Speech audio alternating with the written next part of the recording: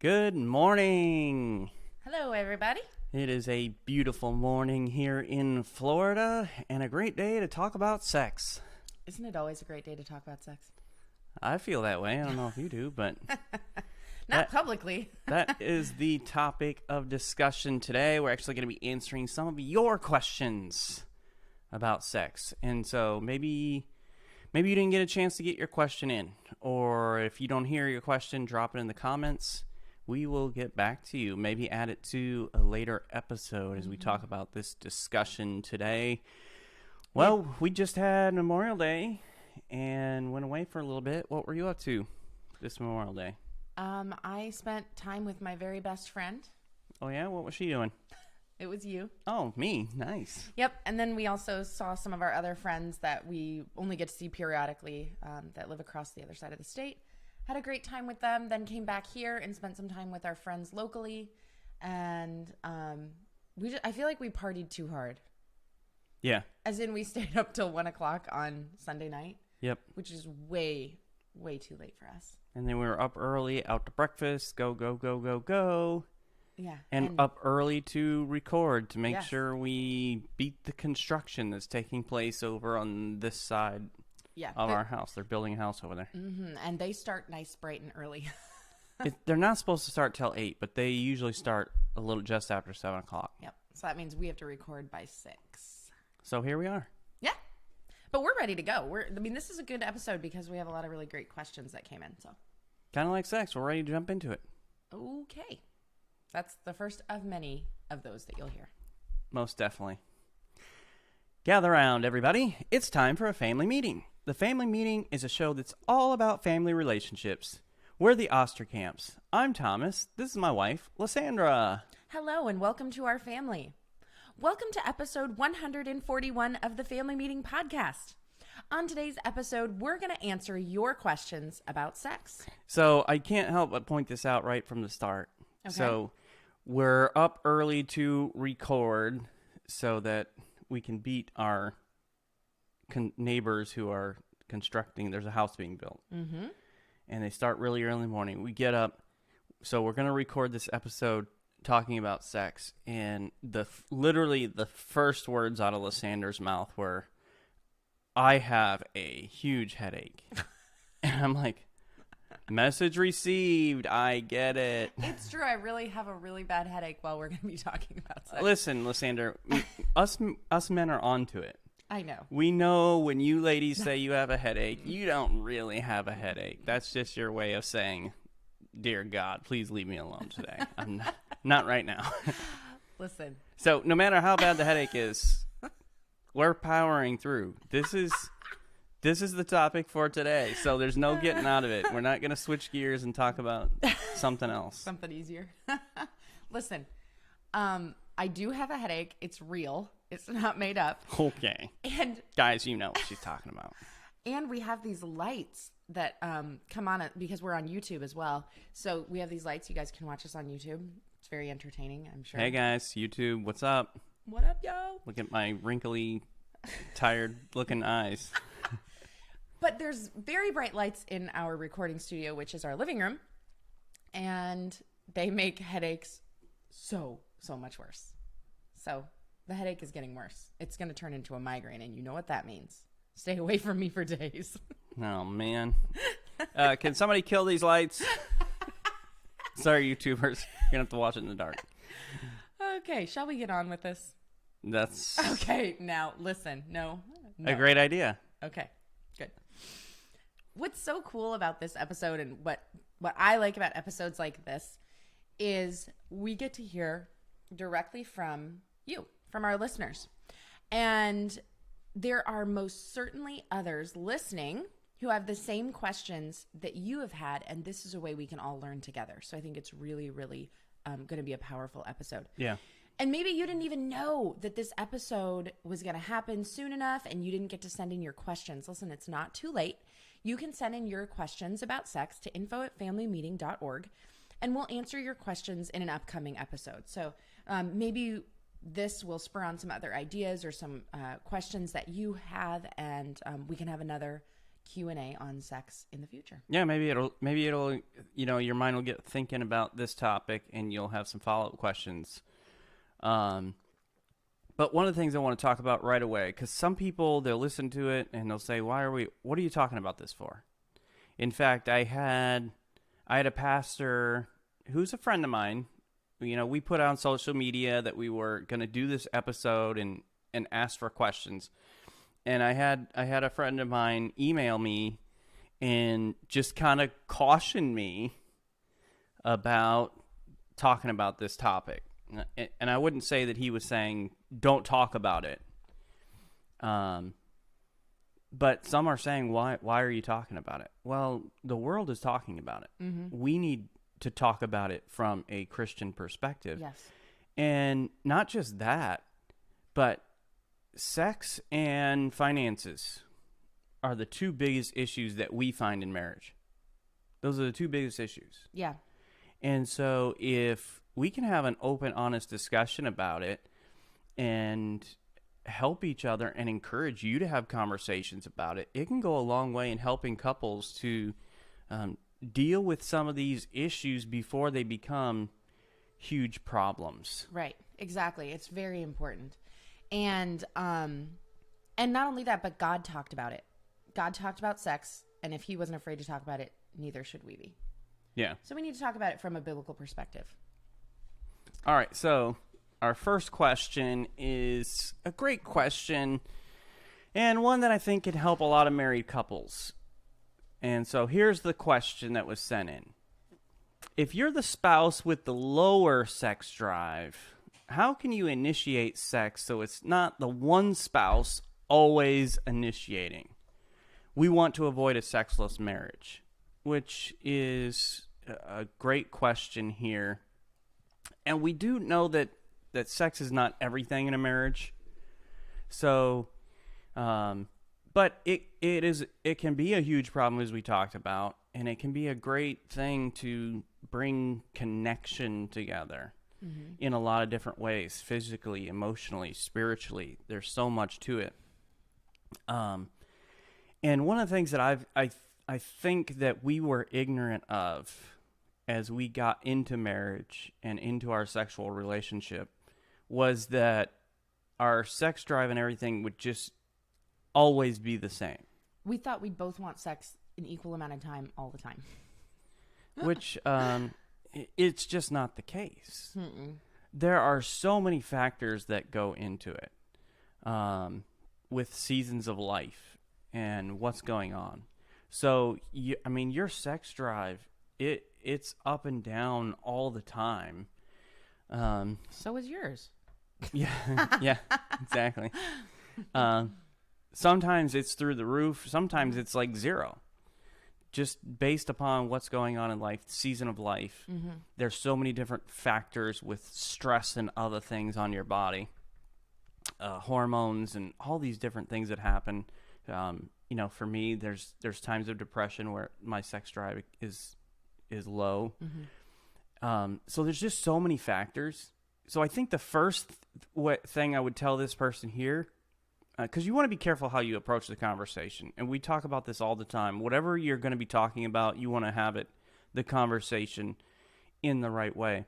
So the first thing I would do is say, hey, sweetie, I found this podcast, and let's just check it out together. I don't know. Let's pick an episode. What about episode 141? Let's see what that's about. And that's a great way to start the conversation. But honestly, it's sharing your heart. Hey, listen, you're the one who feels like you're initiating all the time. And I don't care who you are, man, woman, or whatever. You don't want to be the only one initiating all the time. Yeah. And I came into our marriage with an incorrect perception of this. I thought it was like, just like in dating or anything else, I thought that the man was supposed to be the only pursuer. And so I really thought like Thomas should constantly be the one to pursue me, even sexually. And that can cause a lot of problems too, because, how does that feel for someone, for you? Like if I never initiate or I never pursue you sexually, even though you're a confident man. Well, the thing is, if you really love somebody, you know, and if you're married, I would hope that you would say you love the person that you're married to. If not, that's a whole nother podcast episode. But if you really love the person you're married to, right, you don't want to be, if it just feels like they never want to have sex, you don't want, it's uncomfortable to be bringing it up all the time. Like, I don't want to force this person into something that's so private and intimate if they don't want to be involved in it. You know what I mean? Mm-hmm. And not only that, like, we as men, we want our wives to desire us sexually. We want that. Like I go to the gym, right? Mm-hmm. And I come home, especially after I had the gym. Like, just coming home from the gym, you've got the pump on. I come home, and the shirt comes off pretty quickly. Like, I just want to parade around in front of my wife. Like, you're peacocking. Yeah, exactly. I want my wife to desire me. Yeah, right. And I'm always like, oh, look at those muscles. Actually, sometimes I'll be like, I thought you went to the gym today. Yeah, she Why don't really I see shoots any me down difference? there. She knows what I'm up to, and she clips those feathers. But I'm teasing, and you know that. But even as a man, like, what we do often is about showing off to our wives. Mm-hmm. So even men want their wives to desire them, and maybe it's the other way around. And there'll be seasons of life where it's like that, because there have been times where Lysandra has been the one initiating. Yep, I think of pregnancies, and I also think of your season of deeper depression. Those are both times when my sex drive was higher than yours. But the biggest thing is just having a conversation about it. Sitting down, saying, hey, I feel like I'm the one who always is initiating sex. What's going on in your life? Because honestly, for most of you out there, it's not about you. It feels like it's about you. It does. When somebody is not initiating, it feels like it's about you. But most of the time, it really has nothing to do with you. Your spouse wants to have sex with you, enjoys it, all those sorts of things. It's about what other things, other factors that are happening in life. That's right. So what if you are the person who needs to work on initiating sex? If you're the person with the lower sex drive, one thing that you can do is initiate purposefully and intentionally soon after you've already had sex. So maybe it's a couple of times a month. You're going to initiate sex the day after, or maybe 2 days after you've had sex. So that way you're taking a turn initiating before your spouse can again return to you. And you're showing interest in your spouse physically. So just do that sometimes intentionally. Well, and I would say this. If you've just had this conversation, then you have to be totally open to whatever your spouse initiates next. Because we've had these discussions, and there's been times where Lysandra has come to me and upset because she does not feel beautiful and whatever else and desirable because it's been a season where my sex drive has been lower, and she's had these conversations with me. And when you have that person having that conversation with you, it feels like a no-win scenario. Mm-hmm. Because now if I initiate, you're going to think I'm only doing it to get you to be quiet about this conversation. Yeah, it definitely feels that way. Which is not the case, because we want to be involved in it. And so there were times where Lysandra was literally like, you're only doing this because of what I said the other day. Right. And so then you really can't win. And honestly, it's part of it was, but it was because it was brought to the forefront of my mind. It wasn't that I was doing it to, like, shut me up. Yeah. I'm trying to be nice, but it wasn't that I was doing it for that reason, but it was brought to the forefront. It was made very clear to me how much this was affecting you in your personal life. And so I wanted to make sure that I was doing what I was needing, what was needed to be done, when it was needed to be done. You are really tiptoeing around here. And well, because we want to keep our G rating, right? And Right. so obviously it's a sensitive topic, but just be mindful of that as you have the conversation and this person approaches you. Be nice to them. Yes. Don't throw it in their face. Right. And another thing that you can do to help this is really seek to understand why you have little interest in sex. Seek to understand why your spouse has such a higher sex drive than you do. A lot of communication should go into sex, and many factors, really come into play with a sex drive. So, it just makes it easier to cope with the other person's sex drive if you've had discussions about it and you understand what's going on emotionally. And remember that having sex with your spouse is a way to meet their physical needs. It's a way to show love, and we all should be making meeting our spouse's needs a high priority. And I think about 1 Corinthians 7:3 that says the husband should give to his wife her conjugal rights, and likewise the wife to her husband. Like, we are supposed to meet this need in our spouse. So you got to talk about it and then figure out how can we each meet the other's need, even though our sex drives are not going to completely match. I love the way it puts it. Your conjugal rights. Mm-hmm. How romantic. That's just funny. But it's not just about physical needs either. That is a part of it. Mm-hmm. But it has to do with emotional, spiritual, all that. I mean, it's such an amazing thing that God created. It is. But he does talk about in there. Paul talks about the fact that, hey, you should not go extended periods of time without sex. Mm-hmm. Because it is something that bonds you, unites you. And when you don't have that, it can open the door. And obviously we know there's seasons of life where things can change. But for most of our couples who are out there, you're going to deal with this, and so you have to be able to talk through it. Mm-hmm. So another thing to help with a wide gap in sex drive is just to rate your sex drives 1 to 10. Okay.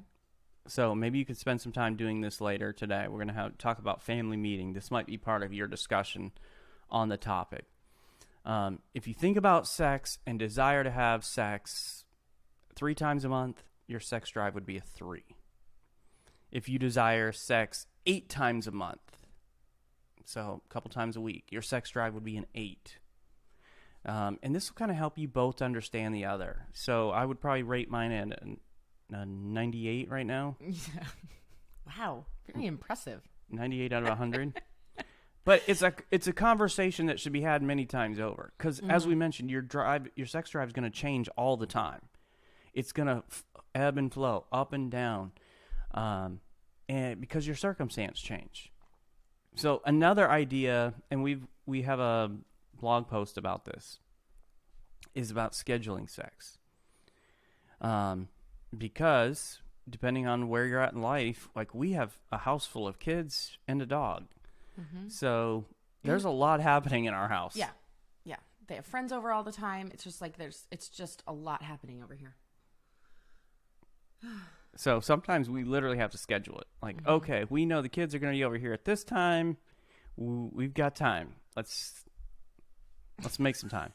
I'm trying to be Good job. very careful. I'm proud of you. And that way the spouse that has the lower sex drive can mentally prepare themselves in all those sorts of things. The spouse with the higher sex drive knows that sex is around the corner. And we'll talk about some other things as far as this concerned in one of our other questions that are coming up. Mm-hmm. All right, question number 2. Christian ladies are taught to limit their physical contact before marriage, and I understand that. But they may enter into marriage, and it's hard for them to give themselves completely and unreservedly to their husbands. How can they feel comfortable with giving their husbands exactly what they need after marriage? This is such a good question, and this absolutely comes up in young married couples and maybe couples who have been married a long time. So I understand the context of the question here, But this jumped out to me as you were reading the question. I just want to make sure our listeners understand this. Because in some circles, it's basically taught that men are the only ones who desire sex, or men are the only ones who need sex, and wives, it's your duty to just power through whatever and make sure it happens. Which is an untrue philosophy that's being taught. Absolutely. Probably by men who aren't good at sex or are very selfish when it comes to sex, and so their wives don't enjoy it, and they do just power through it. So, spoiler alert for some of you, women want sex. Yes. They like sex. They think about it. So, I know that's not what the question was about, but that kind of jumped out at me and made me just think of that because of our background. Right. Yeah. And maybe those of you who have a different background than what we do, and that it appears the person in this question had, in a lot of churches, sex is only talked about as a negative thing, and it's wrong and it's sinful, and stay away, keep yourself pure. We're the other side of that coin. It is amazing. It's fabulous in marriage, and it's got to be had in its correct context as God designed it. So I think, though, because so often, like in our teen years, we hear the preaching, how sex is wrong, keep pure, stay away from it, don't do any like fornication, all the time. Then when we get married, we start to think that sex is evil and wrong and sinful. And it can be difficult, particularly for women, to just enjoy sex, have fun with it, and understand that it is good and it is God-given and God-designed. And I believe that the answer really here is us Christians talking about sex in light of the Bible. I think it's important for us to have discussions like what we're having right now. I believe we need preaching. We need teaching, podcasts like this one, and blogs, and books on the topic of sex and marriage from a biblical perspective. This topic needs to be discussed as positive, pure, and perfect in the sight of God between a husband and wife, because we are told to enjoy each other's bodies. And I think there's several verses in the Bible, but Proverbs 5:18-19 is a great example of this. Let your fountain be blessed, and rejoice with the wife of your youth. A lovely deer, a graceful doe, let her breast fill you at all times with delight. Obviously, here in this verse. It's my life verse.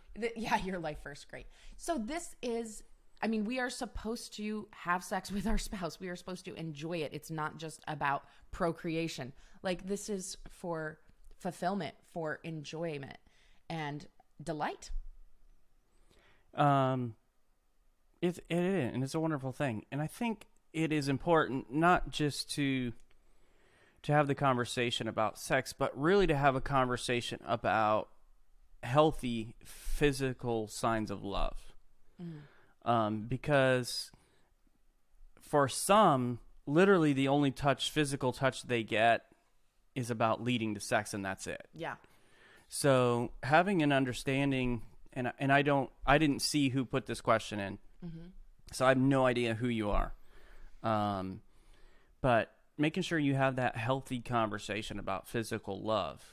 And this is a conversation we've had with one of our daughters who's dating. And she has a boyfriend. Shout out to Corey. Oh my gosh. But she's got a boyfriend, and we've had this conversation about healthy signs of physical touch that is safe and good. So for us, where we were, it was don't touch each other at all. Stay away. And so what we're talking about her is, hey, you need to, obviously she knows, and we've had the conversation that, hey, nothing wrong with sexual desire at all. It is God-given, God-created, nothing wrong with it. Well, what becomes wrong is when we try to fulfill it outside of God's design, which is marriage. So having that conversation with her and helping to understand that, and then saying, okay, what we want to do is we want to set up some boundaries and some safeguards to help with that. We want to keep that that desire in check, but there's nothing wrong with holding hands. There's nothing wrong with hugging hello and goodbye and whatever else. Now the more intimate stuff, like you shouldn't be probably sitting on laps and those sorts of things, or Cuddling and having extended kisses and all that kind of stuff. So having that understanding about there's physical contact that is just, it's fine. It's just that it's good. Yeah. And I think that in some circles, in some scenarios, because of the way that we have been taught, we associate any physical touch with being wrong. Yeah. So I think it's important, though, for us to go ahead and talk about it and not be shy about discussing it. So make sure that you are discussing this with, other people. If you have questions, talk about it. And women, I'm telling you right now, it's okay to enjoy sex. It's okay to want sex. You should want it. It's okay to give your husband the things that he desires and to tell him what you desire. Sex is a good thing in the context of marriage, and enjoy it. So as some of these questions were coming in, I was like, oh man, this is a great question. Yeah. And what I thought was cool is the person sending the question in felt safe in giving this question out, because this is personal. This is man stuff here, and as men, we don't like to open up about stuff.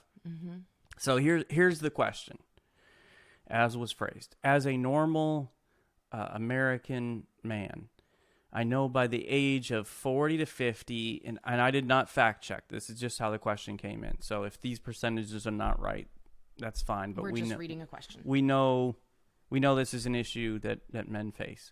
Nearly 80% of men will experience erectile dysfunction. One of the most leading causes of the issue is being under chronic stress environments for long periods of time. What suggestions do you have for a couple dealing with chronic stress that affects the bedroom? Which I thought it's a great question. And we mentioned this earlier when we talked about sex drives. Is there are just times based upon seasons of life and pressures, and as is put in here by the question, I highlighted stress can be a big factor. And so we had this question come in, and we were with some friends of ours, very close friends of ours. And the topic was, this was not what we were talking about. So we weren't just sitting down and talking about this. But it was kind of like just touched on briefly. And so we said, hey, we've got this episode coming up where we're going to be answering some questions. And we have this question come in. Do you mind just having a conversation about this? And they were like, no. And the topic of the question was the little pills for men. And so we just had a conversation with this person. And so they kind of explained to us the situation, and it was literally this situation here. Chronic stress. And this is not the person who brought the question up. So it's just kind of interesting how this came together. But under a situation with a lot of stress, and because of that, he was just sex drive was gone. And so he went and just had and maybe this will be a help to this person here, because we personally don't see anything wrong with taking some medication for this portion of your marriage or this season of that time or whatever to help you out in this area. I think medication can be a great thing, a healthy thing. That's right. In a lot of ways. So just kind of help this person along, because maybe I didn't understand how it all worked and what you had to do or whatever. And so maybe you listening, you have that same question. So we said, just explain the whole process to me. How does this work? So he said, you have set up a meeting with your doctor, and for him it was a telehealth. So literally just a a phone call, talking about everything, what happened, and blood work.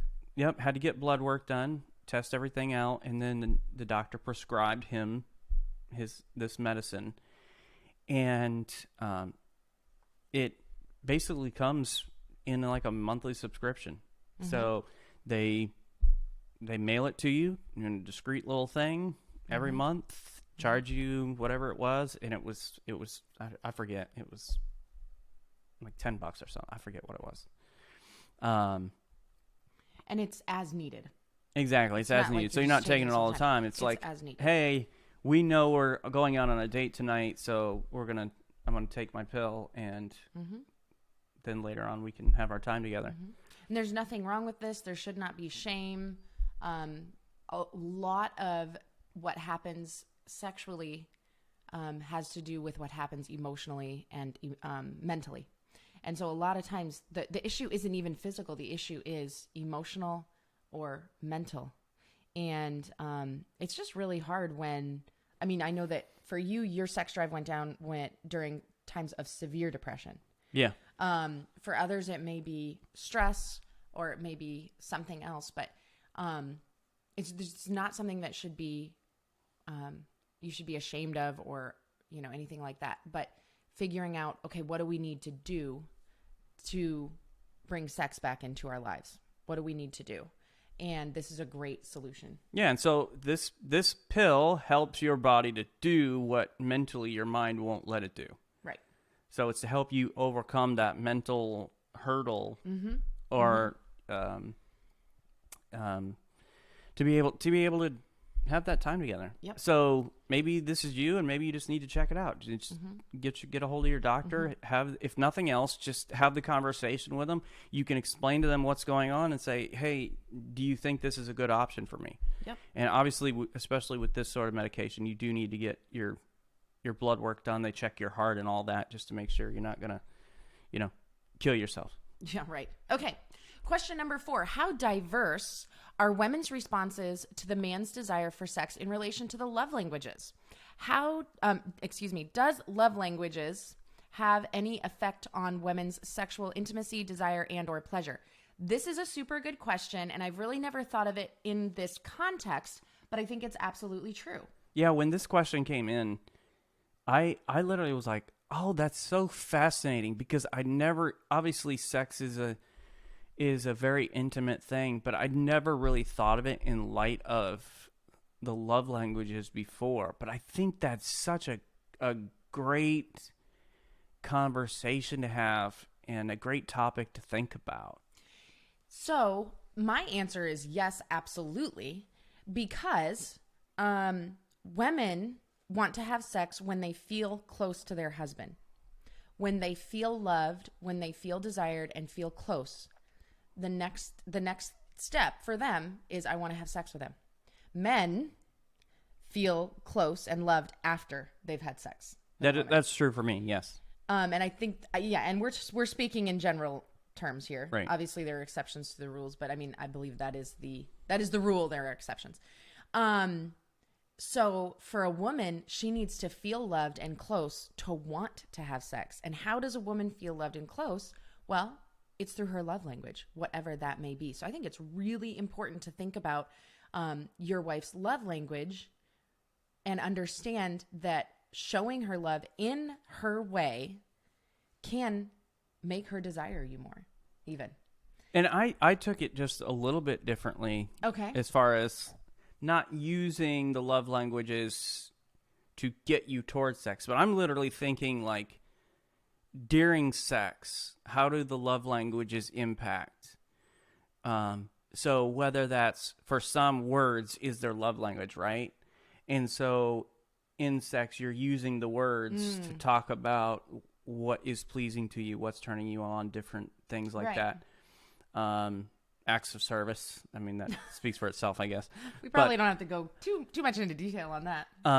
But that's the thing that's where my mind went and began to think about, like, that's so fascinating to think about, how the love languages impact during sex. And so I think that's such a great topic. And I think I just, with the little bit I've been thinking about it since the question came in, I think there's a lot to it. Mm-hmm. And it's something that I want to look into, and do a little bit more thought process through. And it may be such a good question that it should be saved for an entire podcast episode. And just literally do the 5 love languages of sex or something. Mm-hmm. And maybe those of you who are listening don't know the 5 love languages. There is physical touch, words of affirmation, acts of service, gifts, and quality time. So what I would encourage you to do is for you to really think about, first of all, if you don't know your spouse's love language, I would spend some time getting to know that. Once you know that and have that figured out, then what I want to encourage you to do is when you're having sex with your spouse, really focus in on that area of their love language. Mm-hmm. So rather than just going through the motions,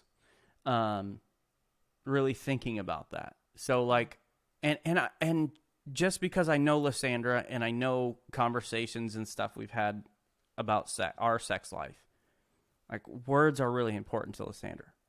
They are important to her just in everyday life. She wants to hear me talk, just in regular life, not sexual, wants to hear me talk about how beautiful she is and wonderful. She wants to hear words like thank you and be appreciative. And words while we're having sex are important to her as well. So I think there is something to that. I think there is. I just have never thought about it ever before. And so whoever put this question out, I'm thanking you right now because I think this is going to help us a lot. And I think it'll help a lot of people because I just have never thought about it. I agree. I think it's great. You sound really pumped right now. I am, just because I think it could take us to the next level, and I'm always looking for that. How can we draw closer? How can we make our lives better in every area? Yeah, including sex. So yeah. Okay. And I think that the way you're viewing this question is excellent, and I totally agree with what you're saying. But I also believe that it's something to think about when a woman is desiring sex, as far as her response to a man's desire, too. So I think it is something to think about even before sex begins, thinking about their love languages. Okay, so here's a question that came in, and we had a response to the blog article too about scheduling sex. So here's this question. I'm gonna ask you this question, Lysandra. Yeah. Scheduled sex makes it feel like a chore. How can we change that? So we've talked about this many times before, that we have to schedule sex. Now there are times when there's a bonus. And it's like, hey, we didn't even schedule this, and we got to... Wait a minute, it's not Tuesday at 3:30. What's happening? Exactly. Are we allowed? So we do, though, often have to make an appointment just because of the way that our lives are right now. You empty nesters out there, you lucky dogs. Don't even have to think about it. We are not empty nesters by any means. Our nest is very full. So scheduling is something that has to come into play. And our kids want to spend time with us for some reason. I know. It's amazing. And I hate being a great parent because literally being the best dad in the world, my kids want to spend time with me. Wow. Way to pat yourself on the back. I just need to be more cranky. Yeah. That's what it is. Yeah. I'm not cranky enough.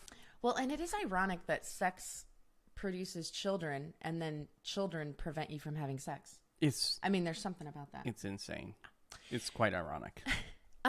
So how do you prevent this scheduled sex from feeling like a chore, like it's an appointment? Does it take all the romance out of sex? And I think the way to combat that is to see that sex coming up on the calendar, the appointment is made, and really just talk about it and flirt about it, send text messages about it, be like, I can't wait for tonight, and make the romance come into play leading up to it.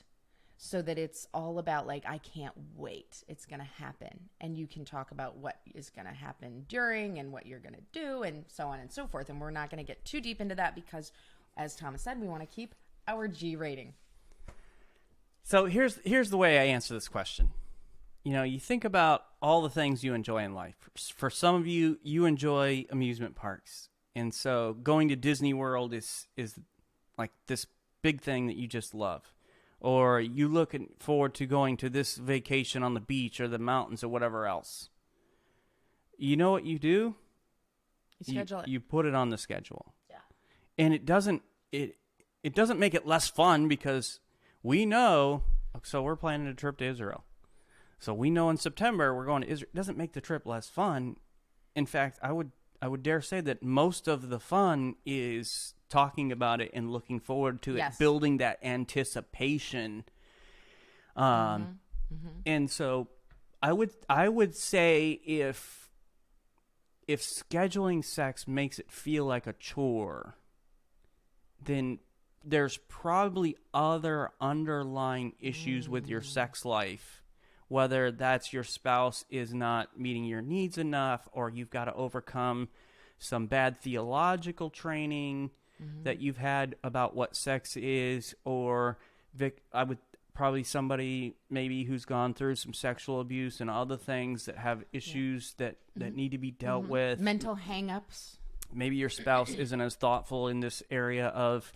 So I would think that maybe there's some underlying other issues behind it, because for those things that we really just love and enjoy, if it doesn't matter when it is, I'm going to enjoy it. If I get a chance to go to the beach, whether it's scheduled or not, I love going to the beach. I love putting my toes in the sand, hearing the waves, feeling the breeze. I'm going to enjoy it. And much more so, it's true with our sex life. So when I know it's scheduled and I know we're going to have that time together, I look forward to anticipation. And so we do play on that. So we send text messages and pictures, and we send, we talk about it, all the innuendo and all that stuff. Yeah, that our kids are now becoming old enough to catch on to. Ew, gross. We're like, oh, that's right, you're not 5 anymore. Yeah. We have to get a little more clever with our innuendo. But I would say this too, don't look at it like scheduling a doctor's appointment. Look at it like scheduling a vacation. So sometimes, and like we've said before, a lot of what happens with sex is in the mind. Yeah. It really is about the mind. So our perception. It should not feel like a pap smear. Oh my gosh, no. You should not be regretting it. Like, oh boy, here we go. Dreading. Putting it off. Yeah. Yes. So here's one that I thought was interesting. And before I even ask the question, I want to read this verse to you. Okay.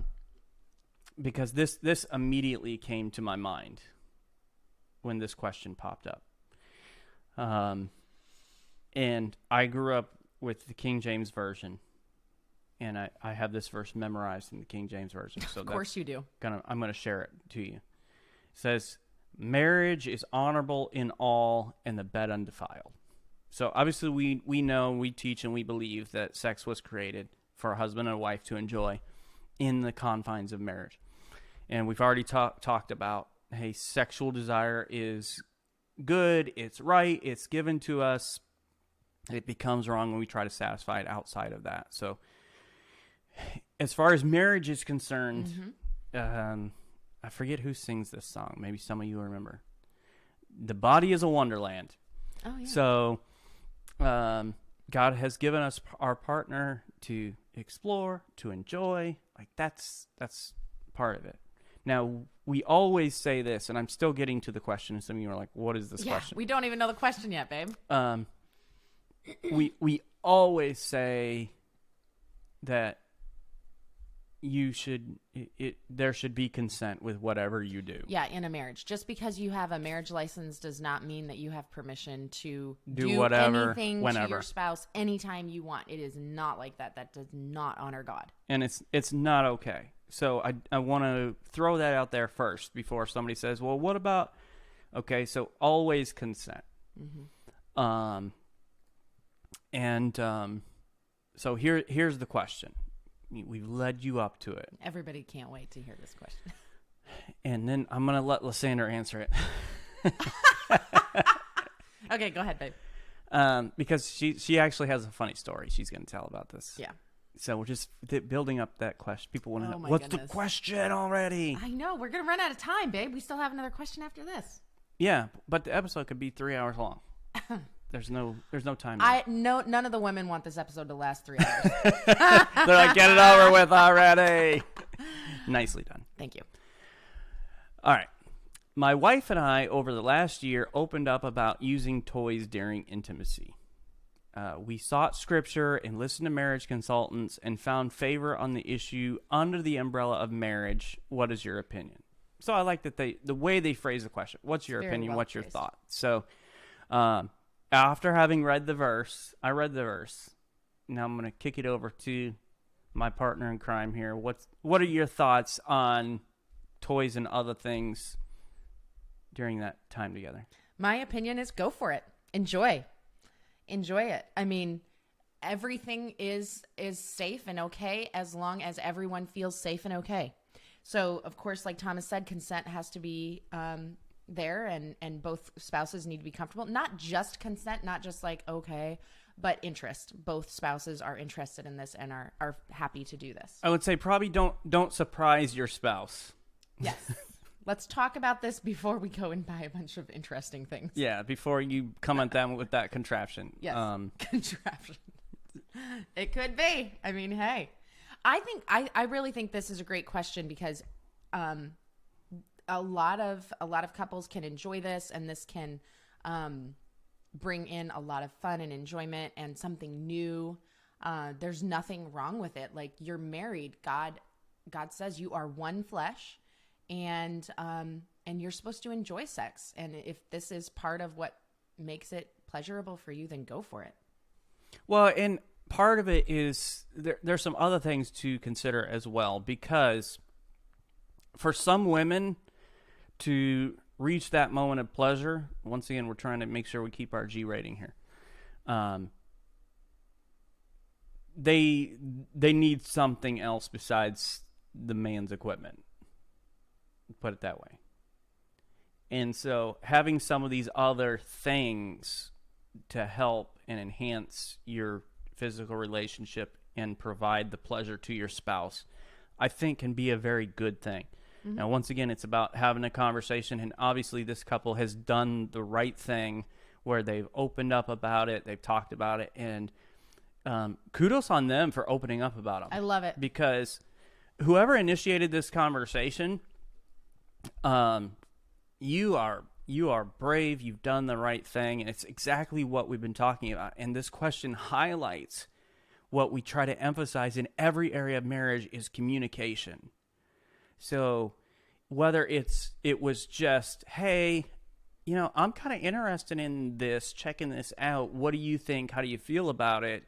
Or it's, hey, I'm just really not enjoying our physical time together. How can we handle this or deal with this? Mm-hmm. And so the bravery, first of all, to have the conversation and with then your spouse, and then the openness of the spouse to talk about it as well. I applaud this couple for having this conversation. Mm-hmm. Well done. Yeah. And it's I think this question will be helpful to a lot of couples who can now, because of you, have this same conversation, which is good to be had. And so it's been helpful. But it reminds me, we immediately thought of a story that happened right when we got married 20 years ago. Yeah. And it's funny to me. It's funny to Lysandra now. She was horrified when it happened. So I'll let you share the story. I won't steal the thunder. Okay. So so we got married. I was very young. I was 18, and we got married. We went on a week honeymoon, and then we packed everything we owned into a U-Haul in the back of our Toyota Camry, and we headed down to Pensacola Christian College to finish Thomas's senior year of college. So we had our our very best friends got married a couple weeks before us, and they made us a little package, marriage basket care package with some things in it. Yes. And so so my parents were helping us move because my dad's a professional driver, and that's what he does, and he loves it. And so he's driving the U-Haul. Thomas is driving the Toyota, and I'm the passenger. So we went to a hotel halfway down to Pensacola. We stopped in a hotel for the night. The next morning we get up. We're gonna like hop in the vehicles and finish out the trip. And my dad is a very intense, passionate man. He's very he was very strict growing up, and he was like the dad you feared, not in a bad way. My dad is very loving, but like you don't want to mess up, like you want to obey, right? And I'm so young and barely married, and we're getting ready to load up, and I open the back door of my Toyota Camry. We're all standing there talking about something. I forget. Maybe We're talking just about the route or like, whatever else. What route? Where are we gonna stop? Okay, let's try to make it 3 hours or whatever. And I open up the door to the Toyota Camry, and a sex toy fell out. Vibrator. Yes, right on the parking lot in the middle of our like half circle. Literally right parents. at her dad's feet. It was almost like slow motion where the basket is falling and the vibrator falls out. It slowly rolls over. I think it might have tapped her dad right in the foot. Like, it was literally like scripted. Yeah. And I am just mortified. Like, I know that I felt like it fell in slow motion, but I did not move in slow motion. I jumped and like ran over to that thing. She was like the Flash. I picked it up so fast and I ran it to the trash can outside. And then the she's trying to hotel. explaining it to her I dad. was like, somebody gave it to us. It wasn't. It was a joke. Yeah. It was so funny. Her it was voice- just a joke. It wasn't even real. Her voice was so high, though. It was so funny. My dad did not look pleased, but he also like didn't give any kind of a lecture or anything. We just got in the vehicles and we started driving. We never spoke of it again. I kind of want to bring it up just to see if he remembers it, because that was so We funny. should. Now so much time has passed. We're so much older. My dad's way more chill. We need to bring it up and see if he remembers that horrific moment. Yeah. That was terrifying. But yeah, go ahead with sex toys. Just maybe don't show them to your parents. That's always good advice. I'd say don't show them to anyone. It's between you and your spouse. Exactly. Only. Yeah. But All right, babe. good conversation. Here's a question for you. One spouse isn't as knowledgeable about hot zones. How can I be patient in showing and teaching a spouse what works and what doesn't work? Sometimes I get frustrated because the teaching moment has killed the mood, and now I don't even want to have sex. I'm not interested anymore. This is a great question. It's so good. And here's the thing that we have our society telling us in TV shows and movies and whatever that we should just naturally know what to do and how to do it. Yeah, everybody enjoys sex equally on TV or movies. Yeah. Like everybody's like, "Whoa, that was the best thing It's ever." so unrealistic. You have these couples who literally have sex for the first time and they're both having the time of their life. That's not the way it is. It's not realistic. Especially for women. Like, sex is not enjoyable the first time. Probably not even the first few times. At least for Lysandra, it wasn't. But so we have this idea that we should just automatically know what to do. And for some, it's embarrassing and awkward to admit I have no clue what I'm doing. Because we feel like we should know what we should be doing. And I think for a lot of men, it's maybe more so. Like, I don't know what to do. We don't want to admit that. And for women, it maybe it's a little bit different. Where we're just like, hey, what do I do with this? Yeah. So I was reading a book called 4 Hour Body by, who is it by? I forget right now. You can just Google the book 4 Hour Body. That book helped you in a lot of ways. Yeah. Like with health and all kinds of things. So it's not a sex book. Some of you are like, why were you reading a book? And why we're talking about 4 sex. hour body. Yeah, we were talking about sex, and you're talking about reading a book. But this is a guy. He was talking about his diet, all this stuff.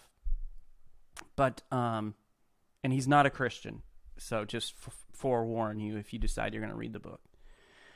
But this will speak directly to this question, because a very small portion of the book had to do with pleasing a woman, making sure she can enjoy that moment. And one of the things he talked about, and I think will be good for this couple here, and maybe some other couples as well, is to literally have some sessions where literally we're just practicing. This is just a moment to learn. So it's not about this big romantic thing. It's about, hey, let's explore, let's learn together. And I would say for a lot of spouses, they want to learn about each other. Like we love each other more than anything. We want our spouse to feel pleasure in that moment, to enjoy sex, and that helps to bring us closer together. It makes us as a spouse feel good and accomplished when our spouse enjoys sex and can reach that moment. And so having some times where, hey, put it on the schedule, like classes in session, Sex 101, you know? Yeah. Lady Parts 101 or whatever it is. So, okay. Yeah. Having some time where you can just teach them, like, and having that communication. And sometimes when we're doing marriage seminars or couples retreats or whatever, we will talk about sex. And one of the things that we talk about has to do with this communication. Before sex, during sex, after sex. And so during sex, having that communication where, hey, listen, dude, I'm not ready for all that force and all that tension right now. Like slow your roll. Light is good. Like just a little bit of pressure. So just having that conversation, because honestly, most of us dudes, when it comes to women, we're clueless. Yeah.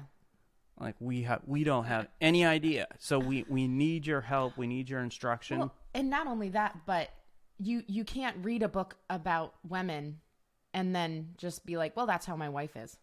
Exactly. I mean, every wife is different. Every wife likes different things. Every wife has her own hot zones, as this question puts it.